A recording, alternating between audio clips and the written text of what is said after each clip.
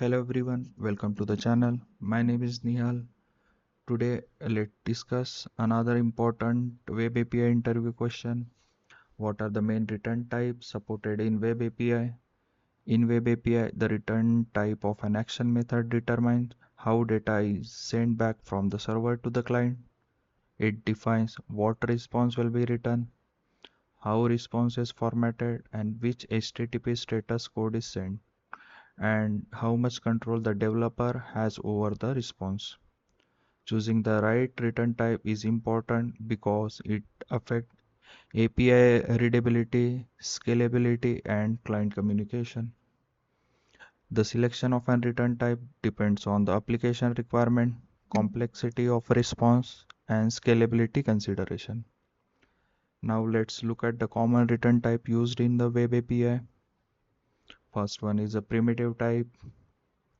Return a simple value such as string, integer, boolean, or float. It is useful for the small responses like status message or number. These are useful when only a single value needs to be sent back. Second, we have complex or object type. Instead of a simple value, the API can return an object. For example, user object containing ID, name, and email. When written, Web API automatically converts the object into JSON format before send it to the client. This is one of the most commonly used return type in real world application. Third, we have a collection type. Sometimes we need to return a multiple record. In that case, we return a collection such as list, array, enumerable, for example, list of product or employee. Web API convert the collection into the JSON array and send it to the client. Fourth, we have HTTP response message. Sometimes developer needs complete control over the response. In that case, we can return an HTTP response containing status code, header, response body. For example, status code is 200 OK, 404 not found, or 500 internal server error. This gives more flexibility when handling a different scenarios.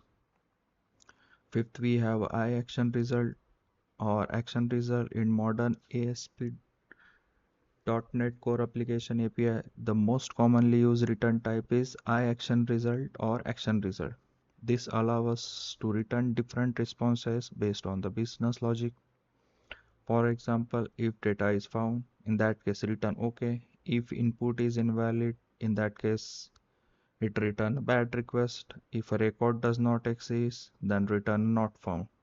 This approach makes API more flexible and easier to maintain.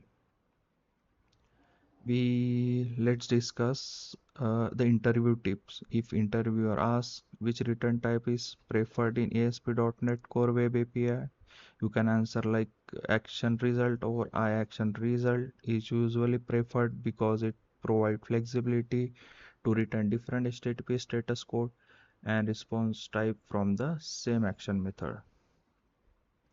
This is all for this video. If you found this explanation helpful, don't forget to like, share and subscribe to the channel. We'll see you in next Web API interview question. Thank you.